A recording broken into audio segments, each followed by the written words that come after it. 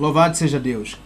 Então vamos aprender a palavra de Deus, vamos compartilhar aquilo que o Senhor colocou no meu coração para que possamos compartilhar no dia de hoje. Temos estado a aprender diversas coisas e nós queremos hoje trazer a família criada por Deus, parte 6. Família criada por Deus, parte 6.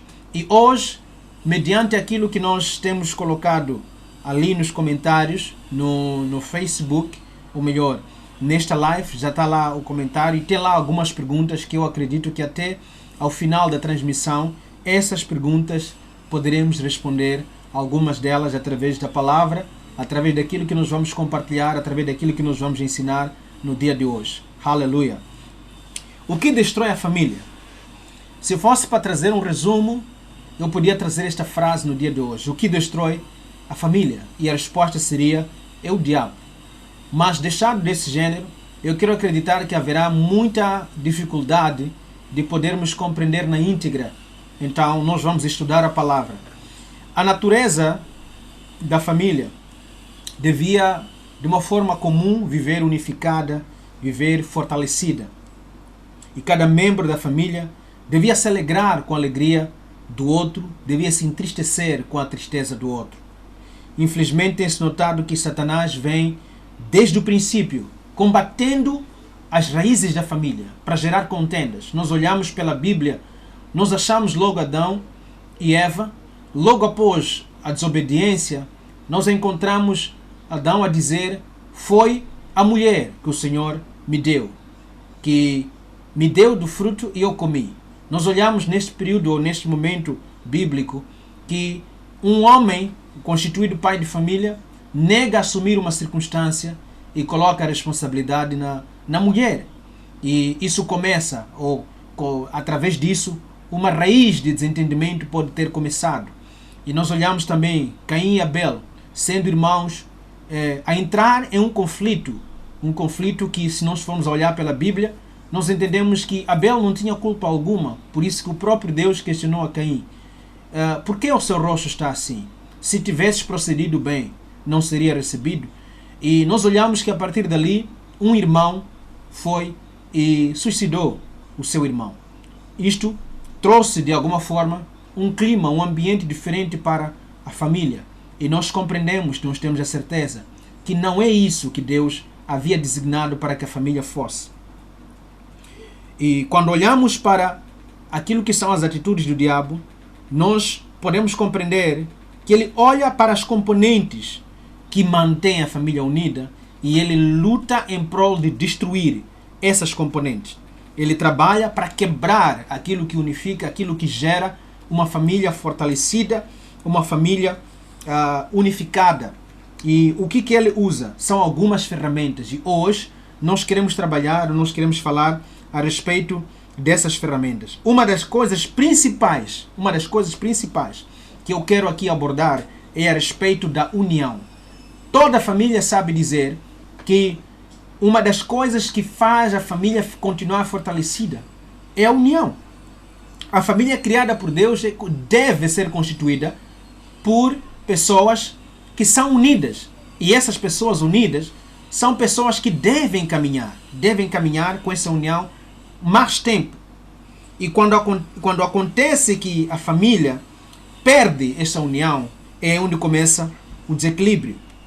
O diabo sabe que quando haver união, há de alguma forma haver um fortalecimento de laços. O diabo sabe que se a união na família prevalecer, a família vai se fortalecer cada vez mais. Para quebrar essa união, o que o diabo faz? Ele aproveita os membros da família. Aqueles que deviam ser as pessoas ou as componentes principais para o fortalecimento da família, o diabo olha para as características de cada membro da família e usa essas características. Deixa mostrar para si, de princípio, antes de nós lermos o texto que eu vou usar daqui a pouco. A Bíblia fala que quando o diabo foi para tentar Eva, a Bíblia introduz esse texto dizendo assim: a serpente era vista como o animal mais astuto dentre toda a criação. Quer dizer então que a astúcia da serpente foi um elemento fundamental para o diabo, para Satanás usar, para servir de instrumento para enganar a mulher. Então, às vezes, na família, tem pessoas que têm uma característica boa do ponto de vista do diabo. O diabo olha para essas pessoas, que são pessoas que simplesmente são primeiras a contradizer as coisas. Primeiras a se levantar para discordar com as coisas. Primeiras a se entristecer com o bem dos outros. E essa característica tem sido fundamental para acabar com a união na família. E a família criada por Deus precisa manter-se unida. Vamos ao primeiro texto. Mateus capítulo 12, versículo 25. Diz assim a palavra do Senhor. Jesus, conhecendo os seus pensamentos, disse-lhes: todo reino dividido contra si mesmo será arruinado, e toda cidade ou casa dividida contra si mesma não subsistirá. Aleluia. A palavra subsistir significa manter-se em pé, significa conservar-se em ordem e em harmonia. Então, nós sabemos que o enquadramento desse texto fala a respeito das pessoas que murmuraram ao olharem Jesus em processo de libertação e diziam assim: é pelo poder de Belzebu que ele está a libertar os endemoniados. Então Jesus olha para eles e diz que, olha, como é que pode um reino lutar contra si mesmo? Como é que pode um poder satânico libertar outro poder satânico? Aí Jesus olha para eles e diz também que toda cidade ou casa dividida contra si mesmo não subsistirá. Não irá continuar conservada em ordem. Não irá continuar conservada em harmonia. Não vai se manter em pé. Aleluia. Então, esta parte onde a Bíblia diz toda casa dividida. Eu quero usar essa expressão para substituir com a palavra família. Toda família dividida contra si mesma não subsistirá. Aleluia. Não subsistirá. Se a família se levantar contra ela mesma, ela não vai se manter em pé, ela não vai prosperar, ela não vai existir. Por quê? Porque vai perder a harmonia, e quando quebra-se essa harmonia, quebra-se também a união. Eu tenho aqui um leque de exemplos. Espero que num desses exemplos, você que me ouve, você que me assiste, aprenda alguma coisa com ele. Vamos analisar um pouco a respeito da questão, a mesma família a lutar contra si mesma. O meu primeiro exemplo é: pense num membro de família que consegue crescer financeiramente. Um membro de família que consegue crescer financeiramente. Ao invés de ajudar os outros, mostrando o caminho para chegar ao mesmo nível, e este membro da família fica apenas pensando em si. Os outros membros da família, ao invés de se juntar a ele e aproveitar a ajuda que ele tem para dar, para permitir que os outros também cresçam financeiramente, limitam-se apenas em falar mal dele. Limitam-se apenas em juntar-se para odiar. Juntar-se para procurar causa contra aquela pessoa. Exemplo número 2. Pense numa filha que cresce e chega a vez de casar-se. Ao casar-se essa filha, a família toda deveria ganhar orgulho. Mas agora pensa, ao invés da família apoiar, ao invés da família gerar facilidade para que isso aconteça, você que me vê sabe dizer que a realidade de vida, pelo menos para nós os africanos, chegamos a perceber que até levantam-se membros da família para colocar imposição contra aquele acontecimento, para estragar completamente aquele acontecimento, para impossibilitar que tal casamento venha a materializar-se. Pensa naquele membro de família que, mesmo os pais da menina que pretende se casar, pensa naquele membro da família que só apareceu naquele dia em que foi convocado para ser anunciada essa boa nova. Olha, minha filha vai casar. Pensa naquele tio que diz assim: na nossa família ninguém casa sem coisa X. Na nossa família ninguém casa sem coisa Y. Pensa nesse tio. Ao invés de aplaudir e dizer que Deus seja louvado, a nossa família está a crescer, a nossa família está ganhando um motivo de orgulho, pensa naquele tio que diz assim: se faltar coisa tal, não há casamento. E a gente podia se questionar: esse é membro da família? Esse está a favor da família? Esse de facto quer que a família cresça? Esse de facto quer que a família tenha um nome na sociedade? Pensa numa mãe que diz assim: se for para casares com fulano, eu não vou no teu casamento. Se for para casares com fulana, nem conte comigo. Pensa naquele pai que diz assim: se quer casar minha filha, ele vai ter que suar. Se é para casar minha filha, ele vai ter que arranjar isto e mais aquilo.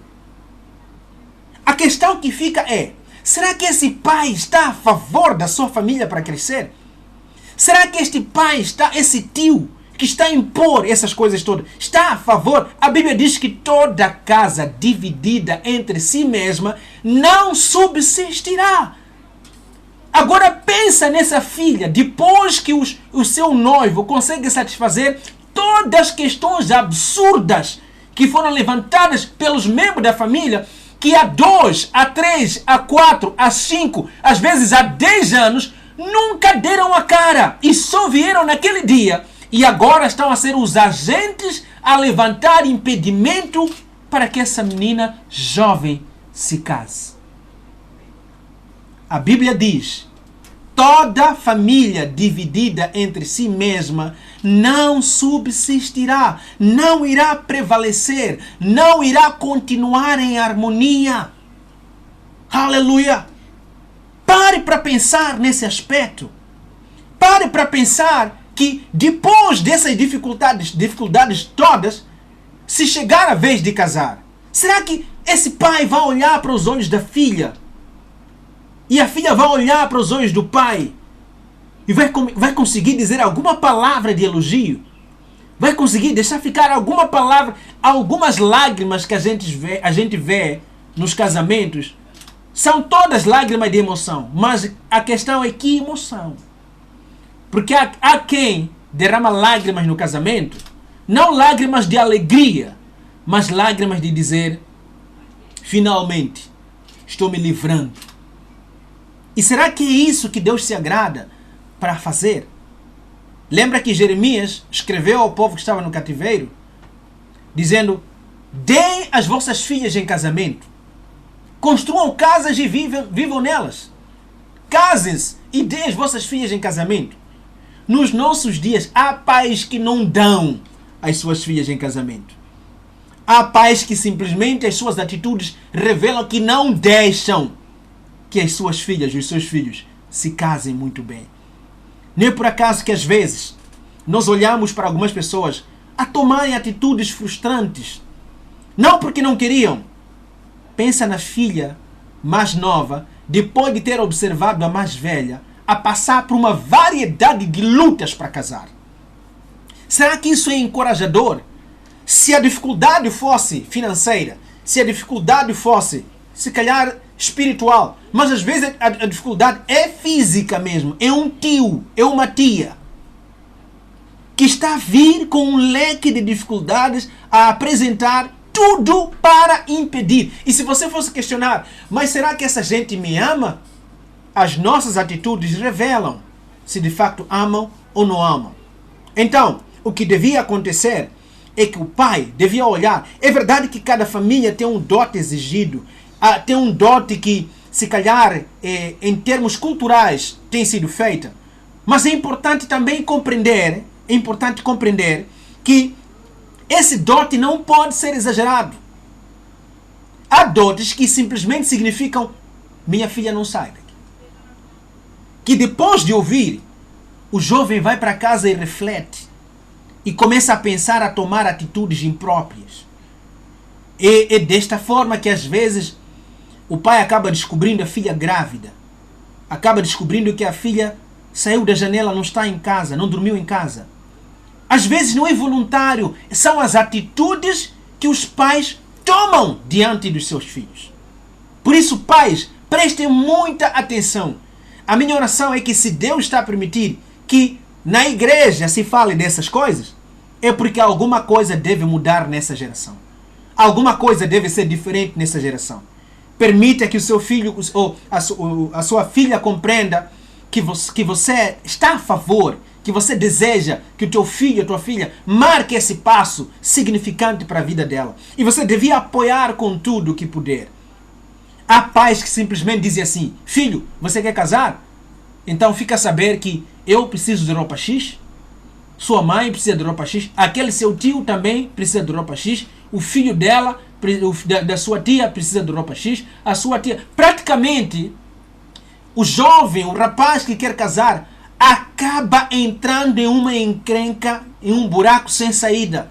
E a gente se pergunta: mas será que em algum lugar está escrito que quando alguém quer casar, deve fazer todas essas coisas para toda a família? Onde está escrito isso? Não deveria agora a família vir e dizer: olha, filho, queres casar? Eu quero ser a pessoa que vai comprar o seu sapato para usar no casamento. Não é isso que devia acontecer? Que alguém dissesse: olha, você quer casar? Ok, conte comigo porque eu vou fazer isso. Conte comigo porque eu vou fazer aquilo. Mas ultimamente o que temos visto? Pessoas a fugirem do casamento. Pessoas a fugirem dos caminhos certos de fazer. Às vezes é porque a família não colabora. Aleluia! E depois nós olhamos para outras famílias e começamos a dizer assim: ah, aquela família é isso, aquela família é aquilo. O que faz aquela família ser vista do jeito que nós temos visto é porque a união ainda existe naquela família. É porque naquela família não se levanta um contra o outro. Eles têm se mantido unidos, é por isso que as coisas resultam. Aleluia! Estamos apenas no segundo exemplo. Vamos ao terceiro. Pensa em um esposo que consegue ganhar um bom emprego e aí compartilha com sua esposa um plano a concretizar, um propósito a serem, vamos dizer assim, a ser realizado para a recém-família formada. Presta muita atenção. Pensa, ao invés da esposa cooperar para a colocação desse plano em prática, ao invés da esposa ajudar a economizar para a colocação desse plano em prática, ao invés de tornar-se parceira do seu esposo para a realização desse plano, ao invés de ficar focado ao que foi combinado como plano a ser realizado, a esposa coloca-se em oposição. A esposa coloca-se a esbanjar. A esposa coloca-se a tornar-se opositora. A esposa foca-se mais no que as amigas estão a dizer, mais no que a sociedade está a dizer, mais no que as amigas estão a vestir, mais no que as amigas estão a falar, mais no que as amigas estão a fazer. Ao invés de pensar naquele plano que o seu esposo está agora a apresentar, vamos pensar: minha esposa, vamos construir uma casa. Ao invés dessa esposa olhar para esse plano como prioridade e compreender que para esse plano se realizar, haverá alguns sacrifícios, haverá algumas coisas que vão ter que parar. Mas não! O que vai acontecer é que essa mulher se coloca na oposição. Essa mulher se coloca como se não estivesse a projetar também viver naquela casa. Pense agora numa confusão, numa discussão entre o marido e a mulher, onde um está a se priorizar algo e o outro está simplesmente a agir como se estivesse a andar na direção contrária. Será que uma família vai subsistir desse jeito? E aí a gente começa a pensar, às vezes, que as pessoas não têm ou não conseguem elaborar um plano. Às vezes, o esposo pode ter um bom plano, mas a esposa não colaborar. Aleluia! Se você é casado recentemente, você sabe dizer que depois de casar, há um leque de planos que se fazem, há um leque de coisas que se organizam. É a casa, são os bens, é o patrimônio que precisa ser gerado, é a família que precisa ser constituída, uma variedade de coisas. Mas é necessário que haja cooperação, é necessário que haja união para que essa família formada por Deus seja uma família que vai conseguir constituir alguma coisa. Na série ou na ministração da sexta-feira eu falava sobre herança. Como é que uma herança vai ser erguida se as pessoas não serem unidas? Como é que um esposo vai pensar em erguer um patrimônio se a esposa não está nem aí? Se a esposa só está a pensar no cabelo, só está a pensar na mãe, só está a pensar no pai, está a pensar na irmã mais nova, está a pensar nas pessoas que deixou em casa. Aleluia! Se você olhar Rebeca enquanto esteve a se despedir na sua casa, a sua mãe, os seus familiares disseram, fique mais um pouco. Ela disse o quê?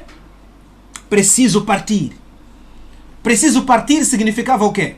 Significava que é hora de eu iniciar o meu próprio lar agora. É hora de eu começar a fazer os planos que o meu esposo tem agora. É verdade que vocês também me amam, mas agora é tempo de eu crescer. Não é por acaso que a Bíblia diz, deixará o homem, o seu pai e a sua mãe, se unirá à sua mulher, e juntos serão uma só carne. Como uma só carne, um quer casa, outro não quer. Como uma só carne, um quer carro, outro não quer. Como uma só carne, um quer roupa, outro quer cabelo. É necessário que, para que a família criada por Deus se estabeleça, os propósitos sejam os mesmos. Aleluia! Louvado seja Deus!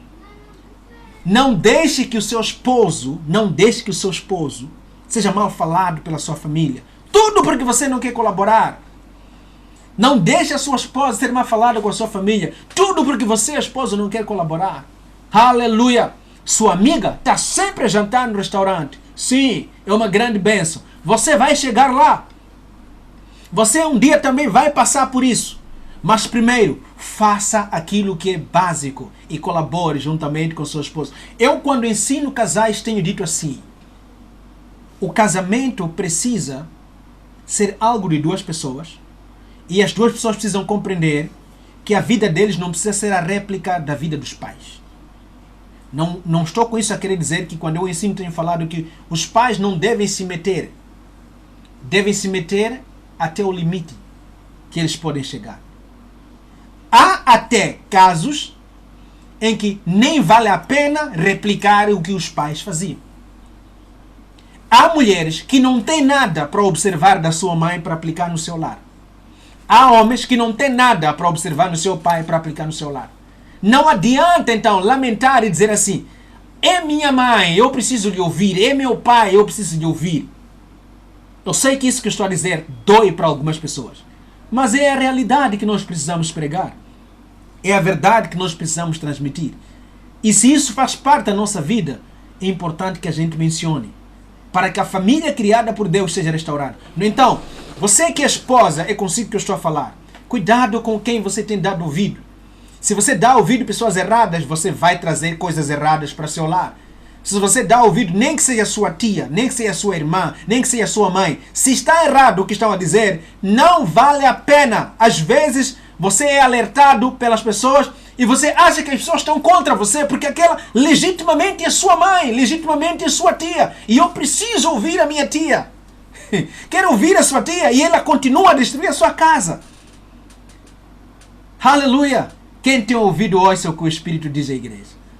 Deus está querendo que os nossos lares, pior agora que estamos em quarentena, Deus quer que os nossos lares sejam restaurados. E Ele está permitindo através da sua palavra. Vamos ao exemplo número 4. Pensa em um filho com pais bem posicionados socialmente, financeiramente, com possibilidade de colocar uma boa escola, uma boa universidade, e ao invés de se focar nos estudos, o filho quer se drogar. O filho quer curtir. O filho quer namorar. O filho quer tirar proveito de tudo o que na vida existe. Eu e muitos outros sabem dizer que os nossos pais sempre dizem, e eu me lembro sempre os meus pais me dizendo, principalmente a minha mãe, dizendo: filho, um dia você vai ter tempo para essas coisas. E é chato ouvir isso uma mãe a dizer. É chato ouvir um pai a dizer. Mas agora eu compreendo quando diziam isso. E eu vejo que foi bom ter obedecido. Chegará uma fase que aquilo que nós devíamos fazer na juventude vai ser difícil fazer mais tarde. E quando os nossos pais dizem: você vai ter tempo, eles estão a dizer pela voz da experiência. Aleluia. Então pensa nesse filho. Será que esse filho vai ajudar no crescimento da família? É aí onde nós vemos que quando os pais ou aquele que era detentor da fonte financeira morre, uma desgraça sonda aquela família. Porque enquanto havia a possibilidade, as pessoas não queriam tirar proveito. O quinto exemplo, para este primeiro ponto de união que estamos a falar. Pense em uma esposa que consegue um emprego. Aleluia. Durante um período de tempo, ora-se. Oh Deus, abençoa a minha esposa para que ela também tenha um emprego. E agora, o esposo que já estava empregado vê a sua esposa a ganhar emprego também. Ao invés desse dinheiro adicionar o que anteriormente sustentava a casa, esse dinheiro passa a ser chamado de meu dinheiro. Deixa eu repetir. Ao invés desse dinheiro adicionar aquele anteriormente chamado nosso, agora esse recebe o nome de meu dinheiro. Então serve para comprar minhas coisas. Serve para ajudar minha família. Quantos lares não estão a passar por isso que estamos a dizer agora? Quantos lares não passam por isso que nós estamos a dizer agora? Será que esta pessoa que faz isso vai poder aprender isso em algum outro lugar? Existe alguma universidade que está a ensinar isso?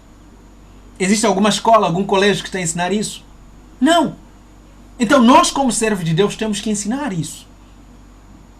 O que devia ser bênção, ao invés de ser bênção, às vezes cria problemas. Às vezes você olha que havia mais felicidade quando era um só a trabalhar, porque a partir do momento que a outra começa a trabalhar, normalmente, permitam-me ser direito, normalmente é quando é a mulher. Porque a lógica africana é que o primeiro, ou por obrigação, o homem tem que trabalhar para sustentar a família. Mas quando Deus abençoa até a mulher também trabalhar, há muitos lares que entram em colapso por causa disso. Devia ser bênção. É onde a mulher começa a fazer seus planos próprios. Já não faz nada coordenado com o marido. Acha que por causa do salário vir do trabalho dela, então é dinheiro dela. Mas anteriormente, quando o salário vinha do trabalho do marido, era chamado nosso dinheiro. Então, corrija isso. A família não vai prevalecer desse jeito. Às vezes, numa casa com 2 salários, passa-se mais fome do que uma casa com 1 salário. Por quê? Chega um momento onde um diz, eu também não vou comprar, eu também não vou comprar. Mas será que é isso que Deus planificou para as nossas vidas? Será que é isso que Deus quer que aconteça? Pense, reflita em torno disso. Em vez de se juntar ao projeto do esposo, por exemplo, a mulher começa a iniciar seus próprios projetos. E há necessidade também de olhar para alguns pais que param e recebem recurso financeiro da parte da esposa sem perguntar se o esposo sabe. Sem questionar se isso foi concordado ou não. Pare para pensar. Será que é bom a motivar a sua filha ou receber da sua filha algo sem você perceber saiu de onde? Se ela já é casada, isso foi ou não concordado com o esposo? Há pais que chegam até a ser construído casas pela filha. E o esposo simplesmente não sabe, o genro não sabe de nada. E esses pais chamam essa filha de boa filha. Minha filha do coração. Será que é bom exemplo que você está a dar à sua filha? Reflita. Pense nisso. Aleluia. Quero acreditar que o suspense foi intenso. Quero acreditar que o foco está sendo muito, muito ardente. Vamos olhar para a Bíblia e aprender um pouquinho mais. Por que isso que tudo que acabamos de mencionar cria problemas no lar? Cria problemas na família? Amós capítulo 3, versículo 3. A palavra do Senhor diz, andarão 2 juntos se não houver entre eles acordo? Se um filho começa a causar esse gênero de coisas que nós mencionamos, se um esposo começa a causar esse gênero de coisas que nós mencionamos, se uma esposa começa a causar esse gênero de coisas que nós mencionamos, é aí onde nós iremos ver filhos a brigar com os pais, pais a brigarem com os filhos, esposo a brigar com a esposa, esposa a brigar com o esposo. E isso é discórdia. E a Bíblia diz, andarão 2 juntos se não estiverem de acordo. Então é ali onde nasce a raiz do divórcio, a raiz da desunião, a raiz da separação, onde já na família começa a se dizer: aqueles ali não são unidos, aqueles ali com tudo que ganham, ou já teriam feito isso, já teriam feito aquilo. Tudo por causa da presença da desunião, por causa da presença da discórdia numa família. E a família acaba ficando completamente destruída. Aleluia! Será que isso não é algo que Deus já colocou na sua palavra? Sim, Deus colocou. A família deve abraçar o poder da união, de falar a mesma língua e de fazer uma concordância. Aleluia! É poderoso quando a família abraça isso. Vamos ler Gênesis capítulo 11, versículo 6. Gênesis capítulo 11, versículo 6. E disse o Senhor: eles são um só povo e falam uma só língua. E começaram a construir isso. Em breve, nada poderá impedir o que planejam fazer. Aleluia! Nada poderá impedir o que planejam fazer. Por quê? Porque eles falam a mesma língua. Eles são um só. Eles começam todos juntos. Quando na família, a família é unida, a família é uma só, a família se entende, quando a Bíblia diz fala uma só língua, a família se entende, a família entra em concordância. A Bíblia diz que pela primeira vez, quando o homem se juntou para construir a Torre de Babel, Deus teve que vir e tomar uma atitude. Porque sem aquela atitude que ia acontecer é que tudo o que forem a planificar ou que viessem a planificar, não haveria nem Deus para impedir a concretização. Às vezes há famílias que pensam assim: nossa família não é abençoada, nossa família é amaldiçoada. Presta muita atenção às serpentes que estão na família, que têm características que o diabo gosta para usar. Existem pessoas na família que simplesmente deviam ser pessoas que por causa da sua característica não devia ser prestado mais atenção. Porque são pessoas que se levantam para colocar contenda entre a família. Aleluia! Não sei se você está me entendendo. Eles se levantam para colocar contenda. Então quando eu digo precisam ser colocados de lado, estou a referir assim, que são pessoas que, de tanto serem conhecidas que são semeador de contendas, deviam ser ignorados. Mas infelizmente alguns de nós não somos sábios o suficiente para poder identificar essas pessoas. Aleluia! Que Deus te dê graça para identificar esses membros de família. Que às vezes são pessoas que quando opinam, quando são chamados para um encontro, quando são chamados para uma reunião, são sempre as mesmas pessoas para causar dissensão, para causar desentendimento. Não é isso que Deus deseja. Aleluia! Então a Bíblia está a dizer que quando o povo de Deus se reuniu, se juntou para construir a Torre de Babel, Deus disse: olha, vamos colocar língua diferente. O que quer dizer? Quando pessoas falam línguas diferentes, não há entendimento e não há como juntos construir uma coisa. Muitos lares, muitas famílias estão assim, porque não existe como construir-se algo, elevar-se o nome da família, enquanto a família não estiver unida, enquanto a família não estiver cooperando um para com o outro. Aleluia! Louvado seja Deus! Quando a família decide estar unida, ela chega longe, ela cresce, ela subsiste. Aleluia! Já que falamos de reuniões, é nessas reuniões que às vezes os membros da família precisam estar instruídos em como lidar em momentos como esse.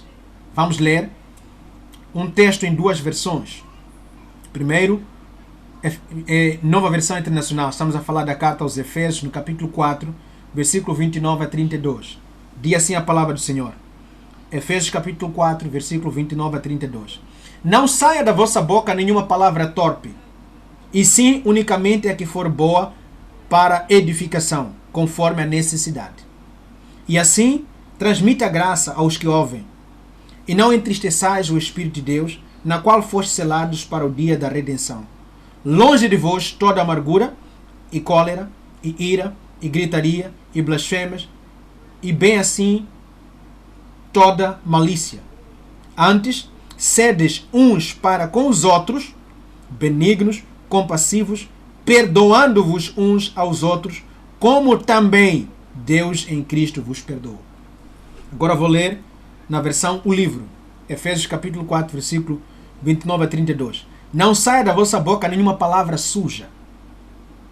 Que tudo o que for dito por vocês sirva de ajuda para o bem e encorajamento daqueles que ouvem. Não entristeçam o Espírito de Deus, o qual vos marcou com um selo, como garantia da vossa libertação.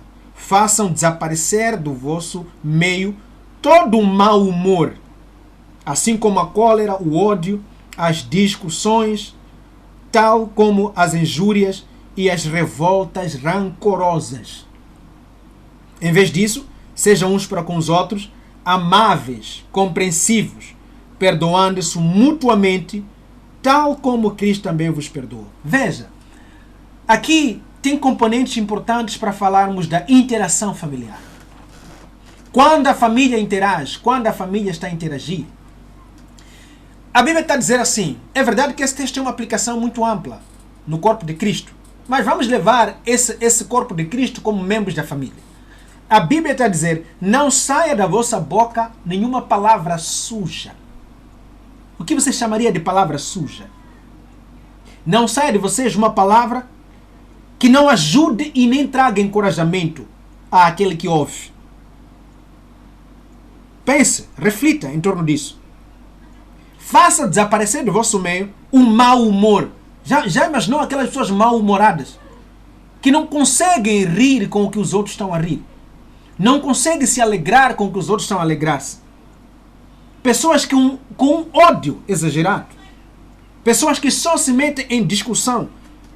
Pessoas rancorosas. Aleluia. E a Bíblia diz, ao invés disso, o que devem fazer? É importante que sejam amáveis, compreensivos, perdoando-se mutuamente. Aleluia. Pessoas na família começam a entrar em colapso em termos de união quando há falta de perdão. A falta de perdão cria grandes divisões na família. Há pessoas que vivem magoadas continuamente, pais magoando filhos, filhos magoando pais. E nós sabemos que se a gente for aprofundar a questão de mágoa, é o que vai causar feitiçaria. E aí é um filho que vai dizer, minha mãe me enfeitiçou, meu pai me enfeitiçou. Por quê? Porque às vezes há uma semente que já foi lançada. Na família, nós devemos ouvir coisas boas e não ouvir palavras torpes, mas sim palavras de encorajamento. Um filho pode até ouvir dos seus pais. Imagina, um filho que pode ouvir dos seus pais. Esse aí não vai a lado nenhum. Ao invés de trazer inspiração ao seu filho, o pai está a dizer, este não vai a lado nenhum. Agora pensa como é que esse filho vai estar pensando no seu pai. De que maneira ele vai olhar para seu pai. Se ele cresce ouvindo assim, esse não presta, esse é diferente dos seus irmãos, esse não vai a lado nenhum. Sabe que os irmãos, às vezes eu tenho dito assim, até as células do corpo dessa pessoa ficam indispostas para se esforçar para alguma coisa. Imagina numa filha que vai dizer assim, você quando casar, nem um mês você não há de ficar no lar. É a mãe que está a dizer isso. Nem um mês você não vai poder ficar no seu lar. Ao invés da mãe dizer assim, filha, você precisa prestar atenção a isso e aquilo, porque senão isso não vai contribuir para que você fique bem no seu lar. Mas a mãe está a dizer assim, aqui não há ninguém. Não é pessoa isso aqui. Nem uma semana não vai ficar. Também nem vai casar. E a filha vai levando essa mágoa. Algumas atitudes das filhas e dos filhos é fruto do que acontece em casa com os pais.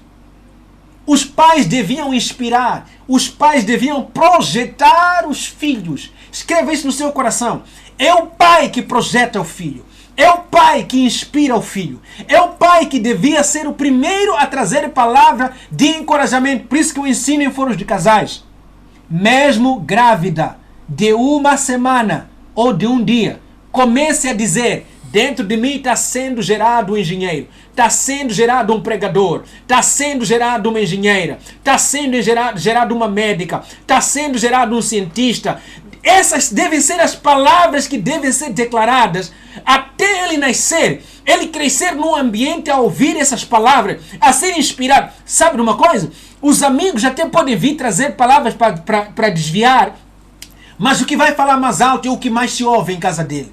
Agora, se um pai olha para ele e diz, isto aqui não presta, de onde ele vai ganhar inspiração? E essa mágoa vai trazer grande dissensão na vida desse filho. Aleluia. Então, quando existir possibilidade de haver, por exemplo, atitudes que geram mágoa, é importante que a família rapidamente resolva essas mágoas. É importante que rapidamente seja liberado o perdão. É importante que uma filha magoada decida ir falar com a sua mãe que a magoou. É importante que uma mãe magoada chame a sua filha e fale com ela. Mesmo que ela está casada, chame ela e fale com ela e fale daquilo que te magoou. Para que se perdoem, porque Deus abençoa onde há perdão. Deus abençoa, Deus faz prosperar, Deus faz crescer onde há perdão. E assim a família vai se tornar mais robusta, mais fortalecida, mais encorajada. Aleluia! Quero terminar olhando para o perdão que José liberou. Gênesis capítulo 45, versículo 3 e 4, diz assim: Então disse José aos seus irmãos, eu sou José, meu pai ainda está vivo. Mas os seus irmãos ficaram tão pasmados diante dele que não conseguiam responder-lhe. Cheguem mais perto, disse José aos seus irmãos. Quando eles se aproximaram, disse-lhes, eu sou José, seu irmão, aquele que vocês venderam ao Egito. Agora, não se aflijam, nem se recriminem por terem me vendido para cá. Escuta o que a Bíblia está a dizer. José a dizer, não se aflijam, nem se recriminem por terem me vendido para cá, pois foi para salvar vidas que Deus me enviou diante de vocês. Foi para salvar vidas que Deus me enviou diante de vocês. José agora está a dizer, olha, hoje eu compreendo que não há necessidade de eu ter mágoa de vocês. É exatamente para a concretização de um plano de Deus que ele permitiu que isso aconteça. A minha questão agora é, será que todas as brigas são um plano de Deus? Será que as contendas entre irmãos são todas plano de Deus? Será que você também é José para ser vendido com seu irmão? Se você for, veja a atitude que José teve no final. José perdoou os seus irmãos. Eles planificaram tirar-lhe a vida. Eles lhe venderam. Mas agora José chega e diz, olha, se eu quiser continuar com essa briga, isso não vai chegar a lado nenhum. Ele liberou perdão para a sua família. Liberou perdão para os seus irmãos. Aleluia! Que na sua família, aquele que está magoado, saiba liberar perdão. A tia que está magoada, saiba liberar perdão. O tio que está magoado, saiba liberar perdão. Você que magoou, pense em procurar essa pessoa para liberar perdão. A família constituída, a família formada por Deus, a família criada por Deus, não pode prevalecer enquanto existir membros da família que não estão com o coração perdoado um para com o outro. Se a família, toda a cidade ou toda a família dividida entre si, não vai prevalecer, não vai subsistir, não vai continuar em harmonia. Então, para trazer de volta a harmonia, é importante que a família saiba colocar as coisas nos eixos. Aleluia!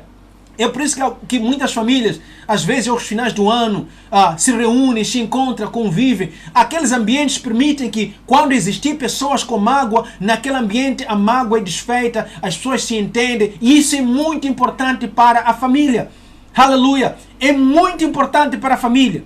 Então, você que acompanhou esta série, eu quero concluir dizendo para você assim, Deus ama a família que Ele mesmo constituiu.